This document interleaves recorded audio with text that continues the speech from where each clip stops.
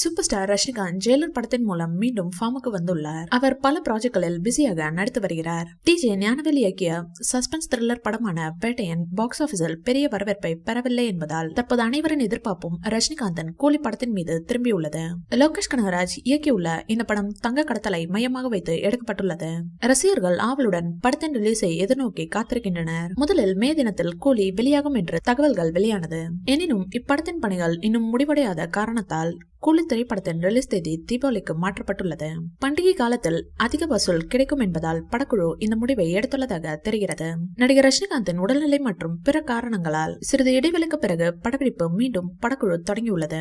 Rajinikanth sir கூலி படத்தில் தங்க கடத்தல்காரராக நடிப்பதாக கூறப்படுகிறது. இந்த படத்தில் அக்கினேனி நாகார்ஜுனா, சத்யராஜ் மற்றும் சௌபின் ஷாஹிர் உள்ளிட்ட பலர் நடிக்கின்றனர். அனிருத் ரவிச்சந்தர் இசையமைக்க கலைப்புலி எஸ்தானு வி கிரியேஷன்ஸ் பேனரில் இந்த படத்தை தயாரிக்கிறார். கூலி படத்தில் மொத்தம் 4 பாடல்கள் தானாம். அதில் 2 பாடல்களை முடித்துவிட்டதாகவும் ஒரு பாடல் வெளியாக இருப்பதாகவும் அனிருத் சொல்லி இருக்கிறார். அந்த பாடலை ரஜினி அவர்களே பாடியுள்ளாராம். இந்த வீடியோ பிடிச்சிருந்தா லைக் பண்ணுங்க, ஷேர் பண்ணுங்க, எங்க சேனலை சப்ஸ்கிரைப் பண்ணுங்க.